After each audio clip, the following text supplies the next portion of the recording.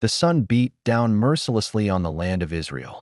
For 3 long years, not a single drop of rain had fallen. The crops had withered, the wells had dried up, and the people were desperate. But this drought was not a natural disaster. It was a divine judgment, a direct consequence of Israel's rebellion against the one true God. Under the reign of King Ahab and his Phoenician wife Jezebel, the nation had turned away from the Lord to worship Baal, the Canaanites' storm god. Temples to Baal dotted the landscape, and 450 prophets of Baal enjoyed royal patronage, while the prophets of God were hunted down and killed. It seemed as though darkness had triumphed over light, and lies had conquered truth. But God had not abandoned his people. He had a prophet, a man of unwavering faith and fierce courage. His name was Elijah. In the 3rd year of the drought, the word of the Lord came to Elijah. Go and present yourself to Ahab, and I will send rain on the land. So Elijah set out to find the king. When Ahab saw Elijah approaching, his face twisted with anger. Is that you, you troubler of Israel? He spat out the words like poison. But Elijah stood tall, unafraid. I have not made trouble for Israel, he replied, his voice steady as stone. But you and your father's family have. You have abandoned the Lord's commands and have followed the Baals. Now summon the people from all over Israel to meet me on Mount Carmel, and bring the 450 prophets of Baal and the 400 prophets of Asherah who eat at Jezebel's table. The challenge was issued. The stage was set, and Ahab, perhaps curious or perhaps confident in his false gods, agreed. Mount Carmel rose majestically above the parched landscape, its peak offering a commanding view of the land below. As the day of confrontation arrived, thousands of Israelites gathered on the mountain. They came from every corner of the kingdom, farmers and merchants, soldiers and shepherds, mothers carrying children on their hips. They came to witness what would be the greatest showdown in their nation's history. The 450 prophets of Baal arrived in their ceremonial robes, confident and proud. They were the religious elite, backed by royal power and popular opinion. What did they have to fear from one lone prophet of a God who seemed to have abandoned his people? Elijah stood before the assembled crowd, a solitary figure against the masses. But his eyes burned with holy fire, and his voice carried the authority of heaven itself. How long will you waver between two opinions? He challenged the people. If the Lord is God, follow him. But if Baal is God, follow him. The crowd fell silent. They had no answer. For years, they had tried to serve both God and Baal, hedging their bets, unwilling to fully commit to either. But Elijah was forcing them to choose. I am the only one of the Lord's prophets left, Elijah continued. But Baal has 450 prophets. Get 2 bulls for us. Let Baal's prophets choose one for themselves, and let them cut it into pieces and put it on the wood, but not set fire to it. I will prepare the other bull and put it on the wood, but not set fire to it. Then you call on the name of your God, and I will call on the name of the Lord. The God who answers by fire, he is God. The people nodded in agreement. What you say is good, they murmured. It was a simple test, really. Baal was supposed to be the god of storms, the one who controlled lightning and fire from heaven. If he was real, if he had any power at all, this should be easy for him. And if the Lord was truly God, he would prove it before all Israel. Elijah turned to the prophets of Baal with a slight smile. Choose one of the bulls and prepare it first, since there are so many of you. Call on the name of your God, but do not light the fire. The prophets of Baal took their bull and prepared it. They laid it on the altar of stones they had built. Then they began to call on the name of Baal. Baal, answer us, they cried out. Baal, send down your fire. From morning until noon, they danced around the altar, shouting and chanting. They raised their hands to heaven. They prostrated themselves on the ground. They worked themselves into a frenzy of religious fervor. The hours dragged on, and still nothing happened. The sun climbed higher in the sky, beating down on the exhausted prophets. Their voices grew hoarse from shouting, but the altar remained cold and lifeless. At noon, Elijah began to taunt them. His voice dripped with sarcasm. Shout louder. Surely he is a god. Perhaps he is deep in thought, or busy, or traveling. Maybe he is sleeping and must be awakened. Stung by the mockery, the prophets of Baal redoubled their efforts. They shouted even louder. Then, in desperation, they began to slash themselves with swords and spears, according to their custom. Blood ran down their bodies as they continued their frantic appeals to their silent God. But still, there was no response. No one answered. No one paid attention. As the afternoon wore on and evening approached, it became painfully clear Baal was not going to answer. He could not answer, because he did not exist. As the prophets of Baal finally collapsed in exhaustion and defeat, Elijah stepped forward. "Come here to me," he called to all the people. The crowd pressed closer as Elijah began to repair the altar of the Lord that had been torn down, a poignant reminder of how Israel had abandoned God's worship. He took 12 stones, one for each of the tribes descended from Jacob, and built an altar in the name of the Lord. Around the altar, he dug a trench large enough to hold several gallons of water. He arranged the wood, cut the bull into pieces, and laid it on the wood. Then he did something that seemed absolutely crazy. "Fill 4 large jars with water," he commanded, "and pour it on the offering and on the wood." "Do it again," Elijah said. They did it a second time. "Do it a third time," he ordered. They did it a third time.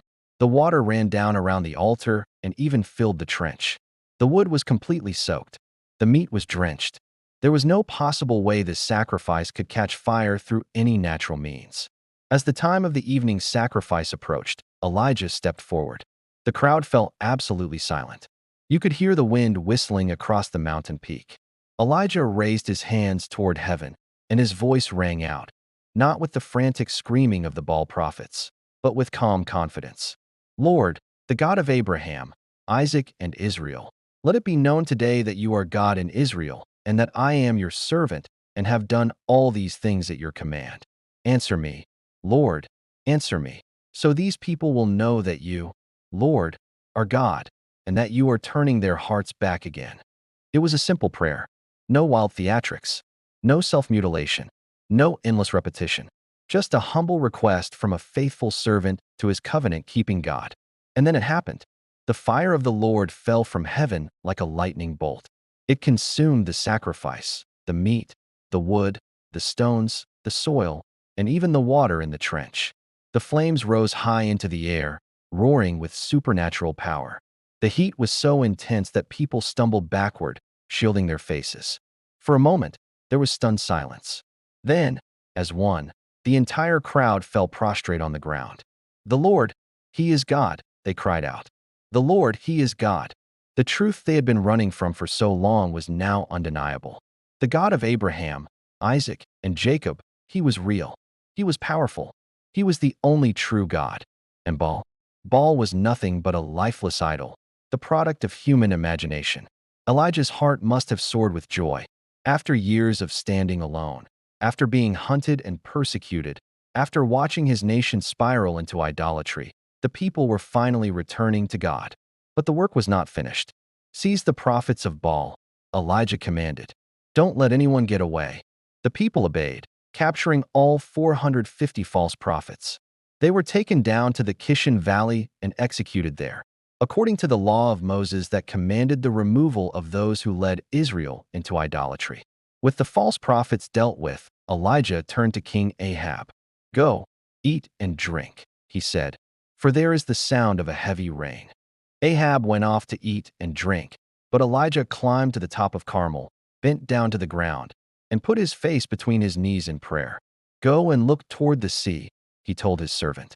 The servant went and looked. "There is nothing there," he reported. 7 times Elijah sent him to look, and on the 7th time, the servant came back excited. A cloud as small as a man's hand is rising from the sea. Elijah knew that tiny cloud was the answer to his prayer. "Go and tell Ahab, hitch up your chariot and go down before the rain stops you." Soon the sky grew black with clouds, the wind rose, and a heavy rain began to fall. After 3 long years, the drought was over. The land would be refreshed. The crops would grow again. And all because the people had returned to God. This incredible story from 1 Kings 18 is far more than just an exciting historical account. It contains profound lessons that remain relevant for us today. First, we learn that God alone is worthy of our worship. The Israelites had been trying to worship both God and Baal, but Elijah forced them to make a choice. In our modern world, we may not bow down to statues of Baal, but we often try to serve both God and other things: money, success, pleasure, popularity. Like the Israelites, We try to hedge our bets and keep our options open. But God demands our complete devotion. We cannot serve two masters. Second, we see that true faith often requires standing alone. Elijah was one man against 450 prophets of Baal, plus an entire royal establishment that wanted him dead. The odds seemed impossibly stacked against him. Yet he stood firm because he knew God was with him. Sometimes, living for God means standing against the crowd, going against popular opinion, and being willing to be unpopular. Truth is not determined by majority vote. Third, we learn that God responds to sincere faith, not to religious theatrics. The prophets of Baal shouted for hours, worked themselves into a frenzy, and even cut themselves with swords. But all their dramatic displays accomplished nothing. Elijah simply prayed a brief, humble prayer, and fire fell from heaven. God is not impressed by outward show or religious performance. He looks at the heart and responds to genuine faith and obedience. Fourth, we see that God is patient but calls us to decision. For 3 years, God had allowed the drought to continue, giving the people time to recognize their error and return to Him. But through Elijah, He finally demanded a choice. How long will you waver between two opinions? God gives us time to choose Him, but He will not wait forever. There comes a moment when we must decide whom we will serve. Finally, we learn that when we return to God, He is faithful to restore and renew. The moment the people acknowledged that the Lord is God, the process of restoration began. The rain came, ending the drought. In the same way, when we turn back to God after a period of spiritual dryness, He is faithful to refresh and restore us. His mercies are new every morning, and His grace is always sufficient. The story of Elijah on Mount Carmel reminds us that our God is not distant or powerless. He is alive, He is active, and He responds when His people call on Him in faith. In a world full of false gods and empty promises, He alone is worthy of our trust and worship. Just as the Israelites had to make a choice that day on Mount Carmel, each of us must decide whom we will serve. Will we follow the gods of this world, success, materialism, self-gratification, or will we serve the living God who demonstrated His power so dramatically on that mountainside? The fire that fell from heaven that day was more than just a supernatural phenomenon. It was a symbol of God's presence, His power, and His passionate love for His people. He is the same yesterday, today, and forever, and He still calls us to wholehearted devotion. Thank you so much for watching this video. I hope this powerful story from 1 Kings has encouraged and challenged you today. If you enjoyed this biblical narration, please take a moment to hit that like button. It really helps us reach more people with these timeless stories. Don't forget to subscribe to our channel for more inspiring biblical narratives, teachings, and stories that will strengthen your faith and deepen your understanding of God's Word. And please, share this video with your friends and family who might be blessed by it. Most importantly, click that bell icon to turn on notifications so you never miss a new video. We have many more incredible stories from Scripture coming your way, and you won't want to miss any of them. God bless you. And until next time, may you stand firm in your faith just like Elijah did on Mount Carmel.